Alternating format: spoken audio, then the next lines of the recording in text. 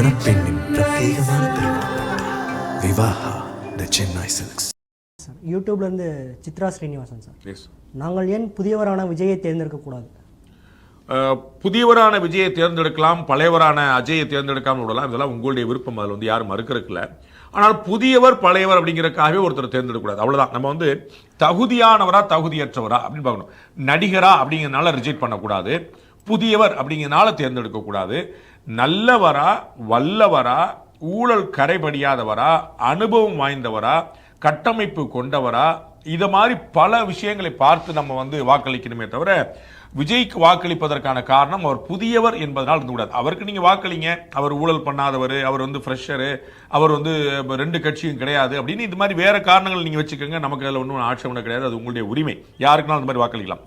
But ஒருத்தர் புதியவர் அப்படிங்கிறக்கா வாக்களிக்கிறேன், ஒருத்தர் வந்து சினிமாக்காரர் அப்படிங்கிறக்கா வாக்களிக்க மாட்டேன், அது சரியில்லை. ஸோ வந்து விஜய்க்கு வாக்களிக்கலாமா வேண்டாமா என்பது திமுகவுக்கான மாற்றாக நீங்கள் தேடுகிறீர்களா, அவரை கருதுகிறீர்களா அப்படிங்கிற பொறுத்து இருக்கணுமே தவிர புதியவர் பழையவர் அப்படிங்கிற வாய்ப்பு கிடையாது. அப்படி பார்த்தா திரு சீமான் கூட புதியவர் தான். அப்படி பார்த்தா இன்னும் நிறைய கட்சிகள் இப்போ இந்த தேர்தலுக்குள்ளே கூட திருமதி சசிகலா வந்து கட்சி ஆரம்பிப்பாங்கன்னு சொல்றாங்க.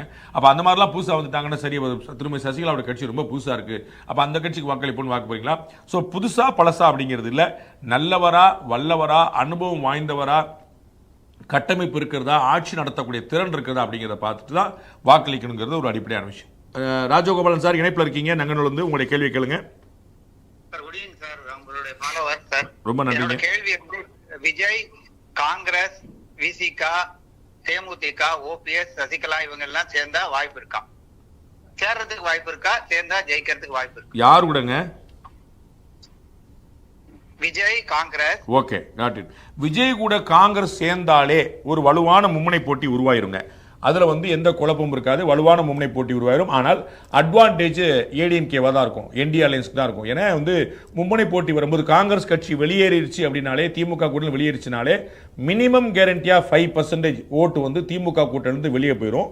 மைனாரிட்டி ஓட்டு வந்து 2ஆ ஸ்பிளிட் ஆயிரும். நம்ம வந்து காங்கிரஸ் போயிருது, டிவிக்கே இருக்குது. திரு விஜய் அவர்கள் தான் ஒரு ஜோசப் விஜய் அப்படின்னே பகிரமாக அறிவிச்சிருக்கனால கிறிஸ்தவருடைய பெரும்பாலான வாக்கு வந்துடும். அண்ட் சோனியா காந்தி பிளஸ் காங்கிரஸ் கட்சியுடைய கணக்கெல்லாம் இருக்கிறதுனால சிறுபான்மை மக்கள் பெருசாக பிளவுபட்டுரும்.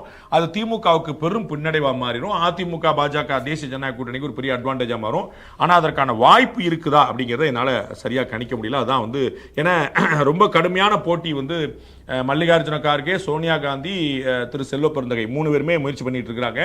எப்படியாவது இந்த கூட்டணியை தொடரணும் அப்படிங்கிற முயற்சியில் கூட்டணியை எப்படியாவது வந்து நம்ம அதிகமான சீட்டுகளையும் ஆட்சியில் பங்குங்கிறதையும் வாங்கிடணும், அதில் காம்ப்ரமைஸ் பண்ணிடக்கூடாது அப்படின்னு திரு மாணிக் தாக்கூர் போன்றவர்கள், பிரவீன் சக்கரவர்த்தி போன்றவர்கள், குறிப்பாக திரு ராகுல் காந்தியும் கூட முயற்சி பண்ணிட்டே இருக்கிறாங்க. பட் ராகுல் காந்தி குரல் எடுபடுகிறதா, திருமதி சோனியா காந்தி குரல் எடுபடுகிறதா அப்படிங்கிற நம்ம we have to wait and watch.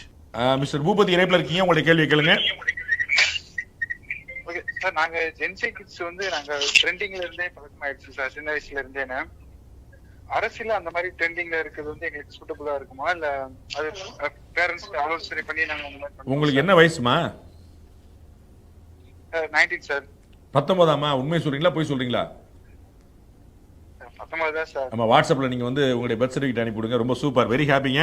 Gen Z kids நாங்க என்ன செய்யணும் அப்படின்னு முதல் முறையா கேள்வி கேட்டார். அப்படி கேட்டதுனாலே ஒரு ஜென்சியான் டவுட் வந்துருச்சு. ஏன்னா இன்னைக்கு கூட ஜென்சி யாருமே வந்து அப்பா நான் என்ன செய்யட்டும், அங்கிள் நான் என்ன செய்யட்டும், சார் நான் என்ன செய்ய கேட்கறல, ஐ நோ எனக்கு தெரியும் அப்படின்னு சொல்லி பழைய இருக்கிறாங்க. முதல் முறையா இந்த ஆச்சரியமான kids. So credit goes to your parents, நல்லபடியா பிள்ளைய வளர்த்துருக்காங்கன்னு நான் நினைக்கிறேன். ஸோ வந்து நான் என்ன செய்யட்டும் அப்படிங்கிற ஒரு கேள்வி வந்து கேட்டிருக்காரு. ரொம்ப ஆச்சரியம்.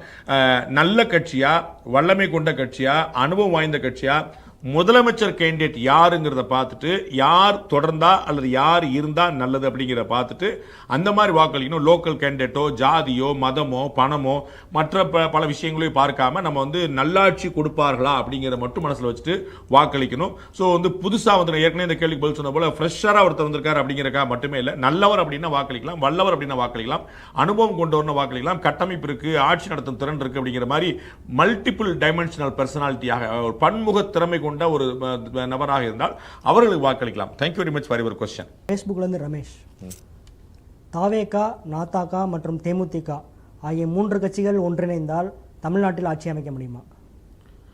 தாவேகா, நாம் தமிழர் 2 பேர் மட்டும் ஒன்றிணைஞ்சாலே ஒரு பெரிய புரட்சி ஆயிரும். ஆட்சியை பிடிப்பாங்களான்னு சொல்ல முடியாது, அதுவே பெரிய புரட்சி ஆயிரும். பட் நடக்காது அப்படிங்கிறனால அதில் நம்ம சொல்றதுல தெரிய சொன்னோம் மீனிங் கேட்டாங்க. ஃபேஸ்புக்ல இருந்து ரகுவாணி, எந்த தேர்தலிலும் நிற்காத தாவேகா மற்றவர்களை பார்த்து 1% கூட வாக்கு வாங்க முடியுமா என்று கேட்பதை நீங்கள் எப்படி பார்க்கிறீர்கள்?